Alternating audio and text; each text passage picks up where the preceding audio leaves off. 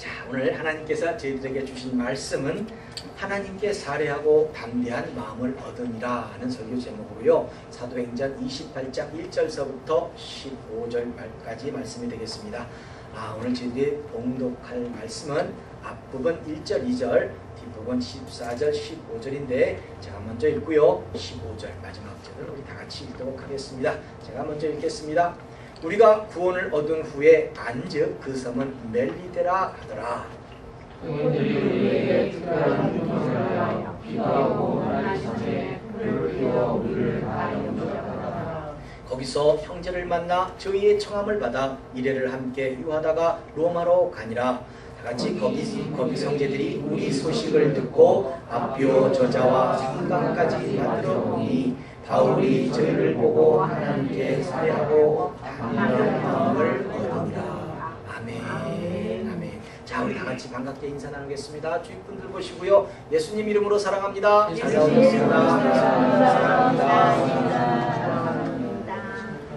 자, 일주일의 삶이 평안하셨습니까? 아멘. 예, 기쁘고 우리는 평안해야 합니다. 로마서 1장 16절에 기록된 말씀을 보시게 되면요, 성도가 소원을 이루는 혹은 당면한 문제를 해결받는 방법을 제시하시고 있습니다. 내가 복음을 부끄러워하지 아니하노니 이 복음은 모든 믿는 자에게 구원을 주시는 하나님의 능력이 됨이라. 첫째는 유대인에게요 또한 헬라인에게로다 라고 기록이 되고 있습니다. 여기서 복음은 무슨 능력이 있다? 무슨 능력이 있다고 하십니까? 믿는 자에게, 복음을 믿는 자들에게 구원을 주시는 하나님의 능력이 된다고 하시는 겁니다. 여기서 우리가 또 하나 이 말의 의미를 다시 한번 새겨야 될 부분이 구원입니다. 구원은요, 흔히들 우리가 영생이라는 말에 생각합니다. 그래서 구원은 영생이라는 말에 국한하지 않아야 됩니다. 구원은요, 죄에 대한 해방만을 말하지 않습니다. 구원은요, 대적으로부터의 해방, 보호, 그 다음에 죄로부터의 구속, 영생, 그리고 성화의 과정이고, 구원에는 치유가 있고 건강, 모든 염려와 근심으로부터의 해방, 그리고 평안이라는 의미도 포함되어 있습니다. 결국 사도 바울은요, 복음은 믿는 자들에게는 구원이라고 선포한 겁니다. 해결받는 거라는 거죠. 따라서 성도에게 있는 모든 문제를 해결받는 길이라는 것이 바로 이 복음을 받아들이는 것이고, 이 복음대로 살아내는 겁니다. 우리가 복음대로 살아내야지만 결국은 믿는 성도에게 평안이 임하도록 되어 있는 겁니다. 그래서 다시 한번 말씀드립니다. 우리 여기서 예배드리고 있는 모든 향기로운 교회 지체들에게 2013년 새해에는 복음의 능력이 충만하시기를 예수님 이름으로 축원합니다. 아멘. 자, 지난주에 드린 말씀은 로마로 가고 있었던 이 사도 바울의 일행, 그렇죠? 그 배에 타고 있었던 276명의 사람들이 유라굴로의 광풍을 만나서 죽음을 맞닥뜨리게 되었고, 소망이 없는 가운데 이제 죽었구나 하고 이제 소망이 없는 가운데 하나님께서 개입하심으로 말미암아 배는 깨졌고 물건은 다 없어졌지만 생명은 하나도 잊어버리지 않은 채, 하나도 잃어버리지 않은 채 다 모두 구원을 받은 사건을 우리는 27장에서 보았습니다. 사도행전 27장 44절 마지막 절이죠. 마지막 절 다시 한번 읽어보겠습니다. 그 남은 사람들은 널 조각 혹은 배 물건에 의지하여 나가게 하니 마침내 사람들이 다 상륙하여 구원을 얻으니라. 아멘. 예. 이제 그들은요, 생각하지도 못한 어떤 섬에 도착하게 되었습니다. 그 섬의 이름은 멜레데 섬이고 토리인들이 살고 있는 섬이었습니다. 그곳에서 바울의 일행은 본문 2절에서 보시면요, 다행스럽게도 이 섬에 사는 사람들은 이 배에서 내린 바울의 일행에게 적대 행위를 하지 않고 동정을 베풀어서 불을 피워준 뒤 추위와 지친 몸을 녹이도록 배려해 주었습니다. 그런데 여기서 짚고 넘어가야 될 부분이 성경의 기록이 토인, 그러니까 여러분들은 어떻게 생각할지 모르겠습니다만 미개한 종족, 뭐 우리가 항상 미개한 종족 그러면 어때요? 뭐 벌거벗고 있다든지 뭐 좀 이렇게 앞부분만 적당히 가리고 있는 뭐 그렇게 그런 것이 이제 토인이라고 생각하실지 모르겠는데, 여기서 말하는 토인은 그렇지 않습니다. 이 헬라인들이요, 그 당시 이 말을 쓸 때는요, 의미하는 바가 헬라 민족이 아닌 타민족을 다 미개인 취급을 했죠. 예, 그래서 그렇게 표현한 거거든요. 그러니까 이들은 뭐죠? 그냥 섬 사람이었던 거예요. 예, 아무튼 이들은요, 섬 사람들의 그 배려로 쉬고 있던 중에 또 다른 문제가 터지게 됩니다. 대부분의 많은 사람들이 문제하면 뭔가 불편한 것으로 여기게 됩니다. 사실 좀 불편하지요. 문제가 있으면 불편합니다. 잊지 말아야 할 일이 문제라고 생각합니다. 뭔가 우리에게 있어서는 안 될 일이 문제라고 생각하거든요. 그러나 문제는 언제 어디서고요, 생명이 있는 생명이라면 일어나게끔 되어 있습니다. 예, 그거는요, 예, 믿지 않는 사람이나 믿음의 사람이랑 똑같아요. 문제는 다 누구에게나 오는 겁니다. 이런 것들을 성도가 어떻게 보느냐는 관점에서, 성도 입장에서 무엇을 바라보느냐 하는 것에 따라서 그 문제는 다르다는 거죠. 예, 모든 문제는요, 성도에게 있는 모든 문제는 해결하면 되는 거예요. 해결하면 되는 것이고, 더 나아가서 그 문제를 통해서 하나님으로부터 새로운 답을 이끌어내면 되는 겁니다. 그렇죠? 왜? 우리는 성도니까. 아무튼 이 사도 바울에게 본문 3절에서 문제가 생겼습니다. 바울이 한 뭇 나무를 거두어 불에 넣으니 뜨거움을 인하여 독사가 나와 그 손을 물고 있는지라. 네. 그러니까 바울은요, 추위를 피해서 이제 모닥불을 쬐고 있었지요. 그런데 거기다 더 많은 나뭇가지를 이제 때려고 이렇게 옮기던 중에 그 속에 비를 피해 있었던 이 독사가 갑자기 불 속에 들어가니까 그냥 뜨거워해가지고 그냥 튀어나와서 바울의 이 팔을 딱 물어버린 거예요. 네. 이렇게 되면 바울은 독에 의해서 몸이 붓든지 죽어야 합니다. 이건 뭐죠? 상식이에요. 상식이 그렇습니다. 그래서 그 광경을 지켜본 토인들의 생각, 이 섬에 있는 사람들의 그 생각은 본문 4절에서 보시면요, 서로 말하되 진실로 이 사람은 살인자로다. 바다에서는 구원을 얻었으나 공의가 살지 못하게 하심이로다. 이렇게 말하고 있다는 거죠. 사실 이 토인들이 보기에는 난파당한 배에서 내린 죄수들이 최소한 뭐예요? 중죄를 범했으니까, 이 살인했거나 뭔가 좀 험악한 죄인들이니까, 그런 죄를 범했으니까 로마로 압송당하고 있다는 것으로 생각했을 겁니다. 그렇죠? 거기에 바울도 섞여 있었으니까요.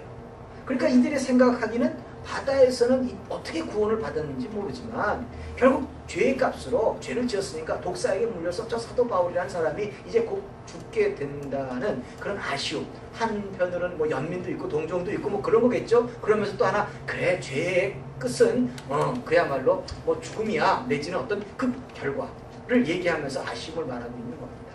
그렇지만 하나님은 우리들의 상식 밖에서 일하시는 분이라는 거 우린 잘 알고 있잖아요.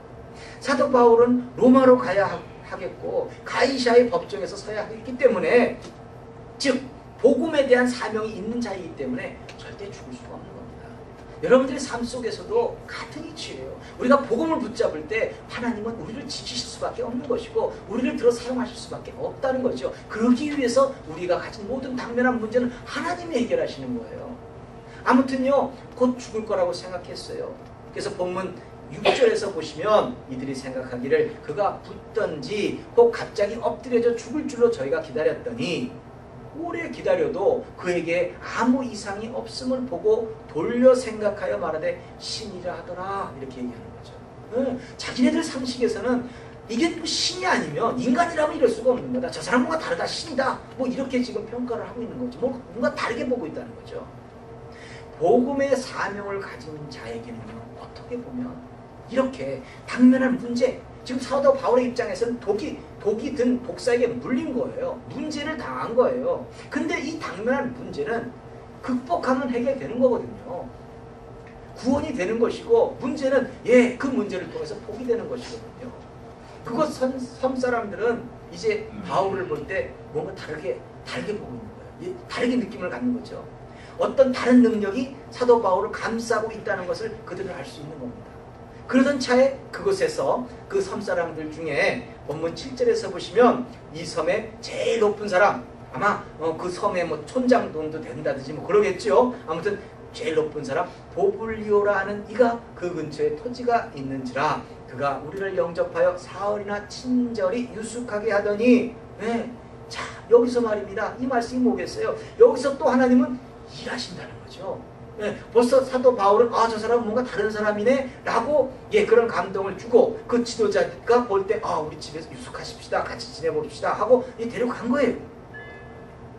그런데 본문 8절에서 딱 보니까 보블리오의 부친, 이 보블리오 부친이 열병과 이질에 걸려 누웠거늘 바울이 들어가서 뭐해요? 기도하고 그에게 안수하여 낫게 하며, 기도하고 안수하며 낫게 했어요. 복음은 이런 겁니다.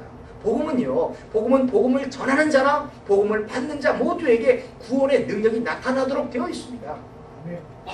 문제를 해결받게끔 되어 있다는 거죠. 사도 바울에게는 독사도 어쩌지 못하는 능력이 나타났지 않습니까? 또한 하나님께서는 그곳 선 사람들을 구원하시고자 믿음을 주시고자 사도 바울에게 잠시 연단이 있었던 거거든요. 문제가 있었던 거거든요. 복음을 전하시고 구원하시고 싶었기 때문에 하나님은 사도 바울을 쓰신 거예요. 그러니 사도 바울이 이 집에서 사흘 동안 유숙하면서 뭐 했겠습니까? 그냥 놀았을까요? 아니죠. 복음을 전했을 겁니다. 그 결과 이 보블리오의 부친, 그 다음에 그 가족들, 아무튼 이 모든 사람들이 복음을 받았을 것이고, 도저히 회복될 수 없는 그 질병에서 해방되는 것이었습니다. 문제가 해결되는 거죠. 또 이 사건의 계기로 본문 9절에서 보시면요, 이러므로 섬 가운데 다른 병든 사람들이 와서 고침을 받고 자신들의 지도자 그분의 아버지가 사도 바울의 안수하고 기도하니까 나았어요. 복음을 받으니까 나았어요. 그러니 어때요? 많은 사람들이 모일 수밖에 없죠. 다른 병든 사람들이 와서 다 고침을 받는 거예요. 하나님의 역사는 이런 겁니다. 그러면서도요, 하나님의 역사는 복음을 전하는 자나 복음을 받는 자가 동시에 축복받는 무언가 그런 계기로 만들어놨어요. 만들어 가시고 있어요. 그렇게 인도왔어요. 본문 10절에서 보시면요, 후한 예로 우리를 대접하고 떠날 때, 즉 말해서 이들이 지금 떠난단 말이에요. 그때 지금 이 은혜 받았던, 하나님을 믿겠다, 하나님의 그 역사를, 기사와 표적을 지켜보았던 많은 사람들이 우리의 쓸 것을 배에 올리더라. 지금 물론 로마로 가는 그 배싹을 내겠어요? 죄수로 가는 건데 그렇게는 하겠습니까? 하지만 그 모든 필요를 또한 채우시는 거예요, 하나님은. 그래서 하나님의 섭리는 우리가 미리 깨달을 수가 없는 거예요. 뭔가 문제가 있다? 그 문제를 통해서 하나님은 일하시는 거거든요. 그렇기 때문에 우리가 그 문제를 보고 속상해, 나한테는 왜 이런 문제만 생기는 거야? 나는 왜 이렇게 자기 비관적으로 생각할 게 아니라는 거죠. 그 문제를 통해서 하나님은 더 큰 것을, 더 큰 일을 맡기시고자 하는 하나님의 계획이 있고, 또한 그것을 통해서 우리는 뭔가 열매를 얻게끔 하시고자 하는 그 하나님의 섭리가 있다는 거예요. 생각해 보세요. 왜 하필 276명이나 있었는데 사도 바울이 독사에 물리고 이것을 계기로 그 섬에 있는 모든 사람들에게 복음을 증거하게 하시고, 또 사도 바울의 일행의 입장에서는 다시 여행을 할 수 있는 재원을 마련하게 된 그런 계기가 되지 않습니까? 복음은 그런 겁니다. 그래서 성도라면요, 당면한 문제에 좌절하지 마세요. 하나님의 음성을 듣는 거예요. 그 문제로 하나님이 우리를 어떻게 축복하실지를 기대하시고 최선을 다하는 계기가 되어야 한다는 거죠.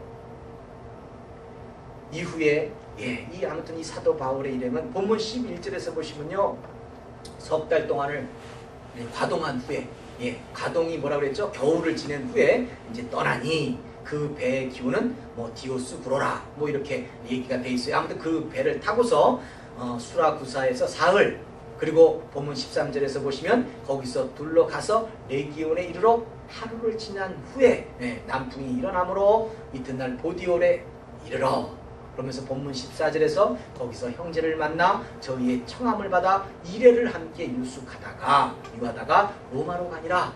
그러면서 본문 15절에서는 아피오의 저자와 삼강까지 맞으러 오니, 누가요? 로마에서 예수님을 믿고 있었던 많은 사람들, 그렇죠? 그래서 맞으러 오니 바울이 저희를 보고 하나님께 살해하고 하니까 하나님께 돈을 드리고, 아니요, 하나님께 감사의 제사를 드리고 하나님께 감사하고 그 다음에 담대한 마음을 얻으니라. 하나님은 우리와 동행하신다. 지금 이 모든 여행, 로마로 가는 여행의 일정의 한순간 한순간도 다 하나님이 눈동자처럼 지켜주셨다는 것이 다 바울에게는 새로운 확신으로 들어오는 거죠. 뭔가 확실한 믿음으로 들어오는 거죠. 예. 이것을 다시 이제 지도를 보시면서 정리를 한번 해보도록 하겠습니다. 자, 저기서 가이샤, 저쪽에서 출발을 했죠. 저쪽에서 출발을 해서 쭉 도착해서 돌고 돌아서 여기 미항에 도착하면서부터 풍랑은 여기서부터 과동하려고 요 베니스 항으로 달서 과동을 하려고 겨울을 날려고 가다가 그냥 유라굴라고 거풍을 만나버렸어요. 그러면서 배가 흔들흔들 14일 동안 뭐 정신없이 하다가 결국은 요 섬에 딱 도착한 거예요. 그 섬이 뭐다? 예, 멜리데 섬. 여기가 멜리데 섬이에요. 여기 멜리데 섬에서 이제 과동을 하고 난 다음에 이 멜리데 섬에 있는 많은 사람들을 또 하나님은 구원하시고 난 다음에 이 사도 바울은 수라구사로 갑니다. 이 수라구사에서 며칠 있었어요? 사흘. 그렇죠? 이 수라구사에서 사흘 동안 있고 난 다음에 레기온으로 올라갑니다. 레기온으로 올라와서 남풍이 불니까 다시 이제 하루를 이어가서 쭉 보디올로 가죠. 보디올로 가서 여기서는 육로로 가는 거예요. 이 보디올서부터 이 지금 로마까지는 한 5일 걷기로는 한 5일 정도의 걸음을 걸으면 된다고 하더군요. 책에 보니까. 그러니까 아무튼 5일 정도 걸어서 이제 올라간 거예요. 자, 여기까지가 오늘 본문 말씀입니다. 오늘 본문 말씀에서 이 뒷부분의 말씀을 읽으시게 되면 무엇인가 감동이 있습니다. 지금 예수님이요, 예루살렘에 입성하실 때, 지금 사도 바울은 로마로 입성하는 겁니다. 지금 예수님은 예루살렘에 입성하실 때 그 환영했던 그 인파, 그 함성 한번 상상해 보세요. 지금 이 사도 바울은요, 로마로 입성하면서 똑같은 뭔가 좀 하나님의 그 역사가 있는 거예요. 지금 누가가 앞뼈 저자와 삼간까지라는 지명을 거론하고 있습니다. 이것은 이 앞뼈 광장을 말하는 건데, 이 앞비오라는 건 앞비우스 광장을 말하는 건데, 이 도로는요, 로마의 장군들이 전쟁을 해서 승리하고 난 다음에 이제 개선 장군으로 로마에 입성하게 될 때 로마 군중들이 모두 나와서 막 뜨거운 환영을 하며 맞이했던 그 길이랍니다. 네, 그 길로 지금 이 사도 바울이 가는 거예요. 우리 여러분들 뭐 이제 영화 같은 거 보셨을 때 막 로마 장군들이 막 말 타고 쫙 가면 그냥 막 사방군데서 막 열렬한 환호를 하는 거 아니에요? 뭐 지금 그런 곳이 이 앞비오 광장이라는 거예요. 이 길은 사도 바울의 입장에서는 비록 죄수의 몸으로 그 길을 걷고 있지만 사실상 그 길은 복음으로 로마를 정복하기 위한 영광의 길이었다는 거죠. 네. 지금 맞이하는 사람들은 그의 친구들, 제자들밖에는 없어요. 하지만 그 길은요, 결국은 하나님의 뜻이 이루어지는 길이 되는 거예요. 그 열매가 313년에 콘스탄틴 대제 때 기독교를 로마가 공인함으로 열매를 만들어냅니다. 예.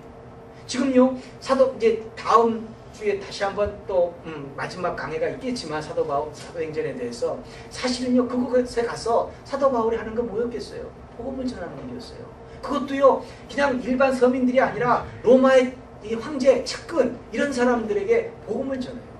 로마는 점점 뭐예요? 타락합니다. 로마는 점점 타락하면서 온갖 질병과 성병 뭐 이런 것 때문에 사람들이 아이를 낳으면 다 기형아가 나버려요. 그렇기 때문에 가장 깨끗한 처녀, 예수 믿는 처녀들밖에 없었던 거예요. 그래서 지금 귀족 집안에 며느리들이 다 예수 믿는 며느리 들어가요. 그러니까 로마가 변할 수밖에 없는 거죠. 그러니까 로마가 예수 믿는 사람들로 점점 자리를 채울 수밖에 없는 상황이 벌어지는 거죠. 그래서 결국에 가서는 313년에 그 사도 바울이 입성한 그 이후 313년에 로마는 복음으로 전복을 다 가는 거죠. 다시 말씀드립니다만 복음은 성도에게 구원의 능력이 되는 겁니다. 하나님은 이것으로 영광을 받으시는 겁니다. 사도 바울이요, 독사에게 물렸잖아요. 독사에게 물려도 아무렇지도 않은 건 그냥 우연히 저 사람 뭐 여러분들 생각할 때 독사 중에 독이 없는 뱀이 물었나 보다 이렇게 생각하지 마시라니까요. 네. 그렇게 또 굳이 또 생각하는 사람도 있어요. 참나 독사에게 물린 거예요. 그러나 그 물린 것이 우연이 아니라는 거죠. 그 문제가 우연히 있는 게 아니라는 거죠. 왜 하필 하나님은 이 섬에서 바울이 독사에게 물리는 것을 허락하셨을까? 이제는 이해하실 겁니다. 이해가 되죠? 독사에 물렸기 때문에 복음을 전할 수 있는 계기가 되었던 거 아니겠어요? 그렇다면 이와 같은 맥락으로 여러분들에게 있는 문제는, 지금 여러분들에게 있는 문제는 무엇으로 하나님께서는 영광을 받으시겠다는지 그걸 한번 생각해 보시라는 거죠. 여러분들이 있는 문제는 그냥 단순하게 있는 게 아니라 여러분들을 통해서 그 문제도 해결해 주시고 여러분들의 믿음을 성장시키든지 여러분들의 문제를 해결해 주시든지 아무튼 하나님의 기가 막힌 계획이 숨어 있다는 거예요. 성도는요, 성경을 통해서 이런 것들을 찾아내고 우리들의 삶에서 적용해야 하는 겁니다. 믿는 자들의 삶에는 능력이 나타나야 되는 거예요. 복음 가운데 예수님께서 마가복음 16장 17절 18절의 말씀을 통해서 선포하신 내용, 그 선포하신 내용이 사도 바울에게도 나타난 것이고 또 곧 우리들에게도 이런 능력이 나타나야 한다고 하나님은 이 시간 저와 여러분들에게 말씀하시고 있는 겁니다. 자, 뭐라고 돼 있어요? 믿는 자에게는, 자, 복음을 받아들이고 믿는 자에게는 이런 표적이 따르느니, 어떤 표적? 곧 저희가 내 이름으로 귀신을 쫓아내며 새 방언을 말하며, 이어지는 18절에서 뱀을 집으며 무슨 독을 마실지라도 해를 받지 아니하며 병든 사람에게 손을 얹은즉 나으니라 하시더라. 아멘. 아멘. 그렇지 않나요? 우리도 할 수 있는 거예요. 우리도 병든 자들에게 손을 얹으면서 간절한 기도할 때 병든 자가 일어나게끔 되어 있어요. 왜? 우리가 복음대로 온전히 살아낸다면 그와 같은 능력이 나타나야 된다는 거죠. 사도 바울이 뱀에게 물려도 해를 받지 않습니다. 성경의 말씀대로 이루어졌기 때문에, 그렇게 살아냈기 때문에 복음을 전하는 자나 복음을 받는 자 모든 사람들이 다 하나님을 찬양하는 계기가 돼버려요. 우리 한길원교회 모든 지체들 다 아시잖아요. 우리 2012년도에 뭐 했어요? 많은 아픈 사람들을 위해서 기도했습니다. 그때 그들이 나음을 받았어요. 여러분들, 어떤 사람은 일면식도 없어요. 얼굴도 몰라요. 하지만 그 아들의 아픔의 소식을 듣고 우리는 기도했습니다. 여러분들이 생각할 때는 뭐 그냥 한 기도니까 대수롭지 않게 생각하실지 모르지만 하나님이 여러분들에게 그 사람들의 이름을 듣게 하신 이유가 뭔데요? 여러분들의 입술을 고백을 통해서 그 사람을 낫게 하시고자 하는 그 하나님의 계획이 있었거든요. 그렇죠. 그러니까 그 사람들을 듣게 하시는 거거든요. 그래서 우리가 기도함으로 그 많은 자들이 일어났어요. 문제는 우리가, 이 성도가 복음을 어떻게 이해하는가에 달려있는 거예요. 지금도 기적은 일어나고 있습니다. 지금도 사방에서요, 복음대로 살아냈을 때 기적은 일어나고 있어요. 성도가 복음 가운데 살아날 때 기사와 표적은 항상 나타나는 겁니다. 자, 그렇다면 여러분들이 알고 있는 복음은 뭡니까? 여러분들이 알고 있는 그 복음이 대체 뭡니까?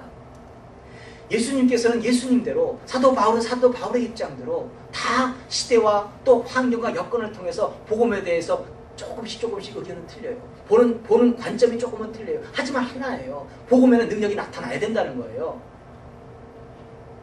예수님께서는 이런 식으로 표현하셨습니다. 세례 요한이 제자들을 앞세워서 제자들을 통해서 예수님께 묻습니다. 뭐라고 묻냐면요, 복음에 대해서 이제 묻는 거예요. 누가복음 7장 20절에서 이렇게 말씀하세요. 여기서 저희가는 사도 요한의, 세례 요한의 제자예요. 세례 요한의 제자들이 저희가 예수께 나와 가로되 세례 요한이 우리를 보내어 당신께 말하기를 오실 그이가 당신이 오니까 우리가 다른 일을 기다리오리까 하더이다. 아멘. 당신이냐? 우리가 다른 사람을 기다려야 하느냐?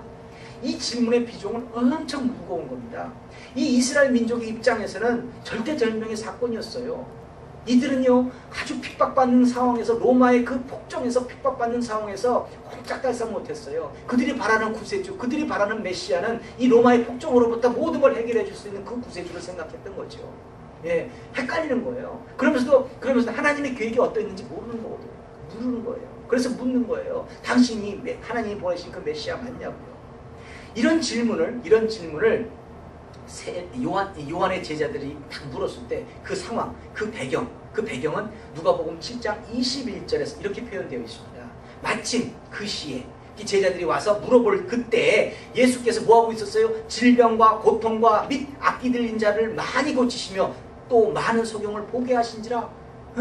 지금 예수님을 한테 물으러 왔는데 지금 예수님 하시고 있는 그 사역의 모습이 다들 그냥 일어나고 있는 거예요. 문제를 해결받고 있는 거예요. 이때 이 광경을 지켜보고 있던 요한의 제자들에게 예수님은 이렇게 말씀하시는 겁니다. 누가복음 7장 22절에서 대답하여 가라사대 너희가 가서 보고 들은 것을 요한에게 고하되 소경이 보며 안진뱅이가 걸으며 문둥이가 깨끗함을 받으며 귀머거리가 들으며 죽은 자가 살아나며 가난한 자에게 복음이 전파된다 하라 이렇게 말씀하시잖아요. 그렇죠? 예. 뭐예요 복음이? 복음이 전파되는데 지금 뭐하고 있어요? 능력이 나타나고 있어요. 문제가 해결되고 있어요.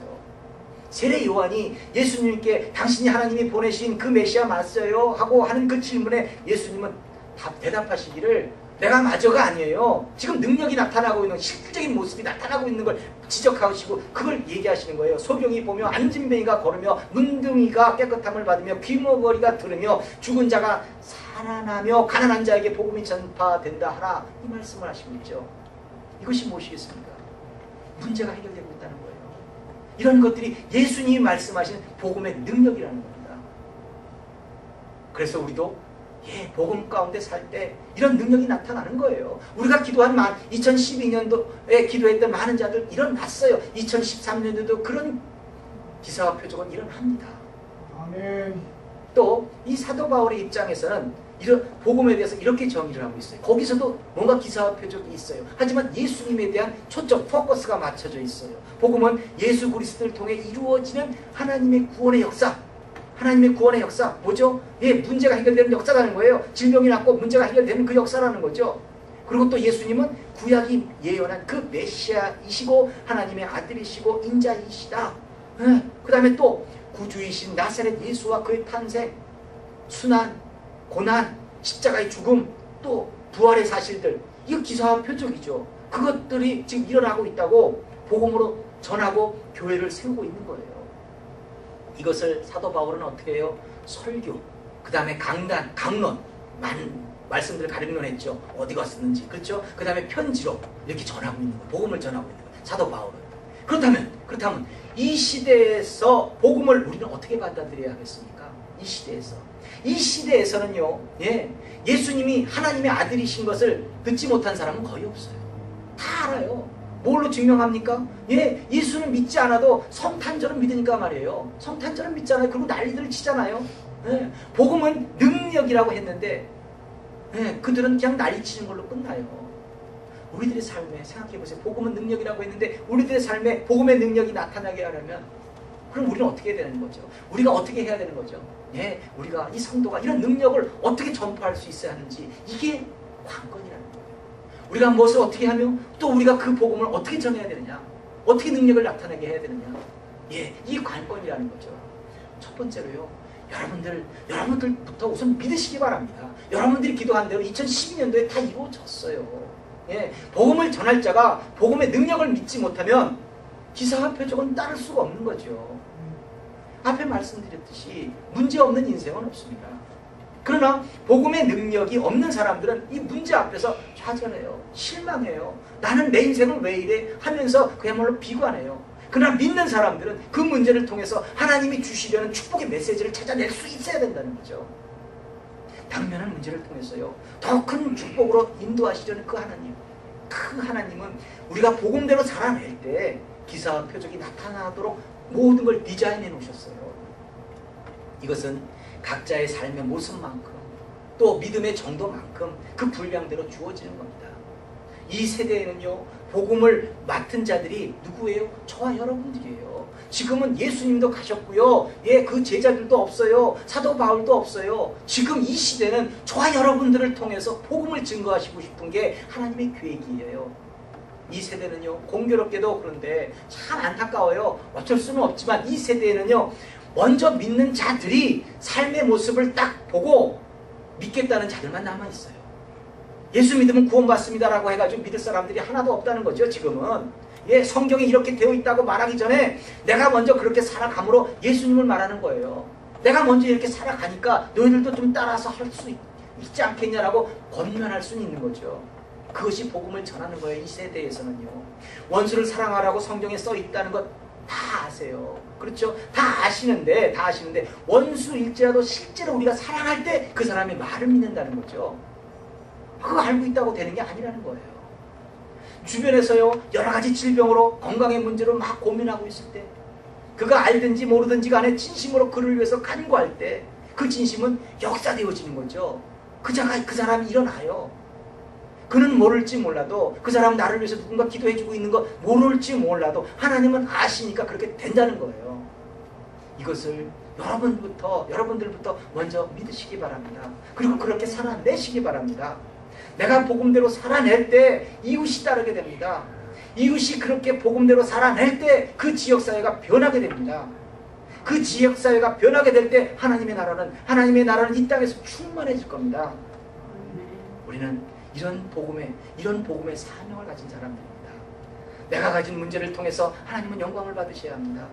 사도 바울이 독사에 물려도 살아날 때 그 섬의 지도자가, 그 다음에 그 섬의 지도자의 그 아버지가 또 사도 바울의 그 진심 어린 기도로 나음을 받을 때, 같은 맥락으로 그 섬에 있는 모든 사람들이 그 병에서 다 해결을 받을 때 그 섬은 하나님을 찬양했습니다. 아멘. 그리고 동시에 나눔이라는 역사가, 즉 배에서 쓸 것들이 다 마련되어졌어요. 이게 복음이에요. 복음은 전하는 자나 복을 받는 자나 복음을 받아들이는 자에게나 서로에게 필요를 채우고 나눔의 역사가 일어나고 결국에는 하나님을 영화롭게 하는 겁니다. 그렇게 복음은 능력이 나타나게끔 되어 있어요. 복음대로 살겠다는 그 몸부림으로 결단을 선택한 자, 그렇죠? 주어진 당면의 문제는 아무것도 아니에요. 하나님이 영광 받으실 그 소재일 뿐이에요. 주의 모든 백성들은요, 그렇기 때문에 삶의 모습으로 내가 먼저 복음대로 살아내는 거예요. 말씀대로 살아내는 겁니다. 유창한 설교가 아니라 순전한 삶의 모습에 의해서, 그리고 강단에서가 아니라 공장과 농장, 시장에서, 백길에서, 길거리에서 제가 하는 그 표현대로라면 뭐죠? 각자 주어진 삶의 터전에서 누구에게든지 그렇게 사는 겁니다. 네. 복음은 행할 줄 아는 사람은, 복음을 행할 줄 아는 사람은 복음에 관해 말할 줄 아는 사람보다 더 파워한 거예요. 더 강력한 겁니다. 제가 어저께 사실은 우리 교회 주거 만드는 그 프린터가 고장이 나가지고 제가 이 프린트를 해왔습니다. 근데 여기서 어저께 원고를 탁 보면서 참 은혜가 됐어요. 제가 은혜가 돼서 여러분들에게 나누는 거예요. 자, 이게 사실은 이 글이 우리 이용주 전도사님이 쓴 글이에요. 참, 근데 이 고백이 너무나 아름다워. 사실 몇 년 전만 해도 사실은 왔다 갔다 하는 신앙이었거든요. 근데 그 왔다 갔다 하는 그 신앙이, 지금 여기서 너무나 기가 막힌 그 말을 하고 있어요. 예.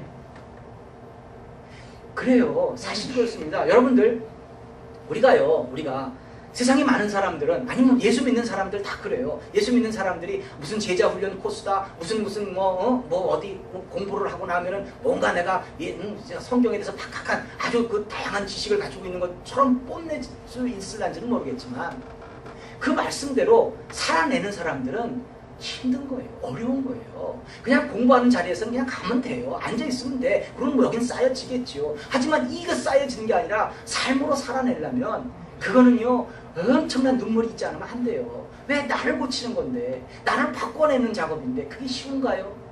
네. 그렇기 때문에 시간도 많이 걸려요. 그냥 성경 말씀이 어떻다 지식적으로 아는 거는 얼마 시간 안 걸려요. 하지만 그 말씀대로 살아낼 수 있다는 것은 이건 엄청난 파워예요. 그렇죠? 우리가요, 여러분들 생각할 때 교회 나간다고 해서 다 교인이라고 생각하세요? 하나님 아니에요. 어떤 큰 교회 목사님이 설교하시는 그 내용이 이런 내용이더라고요.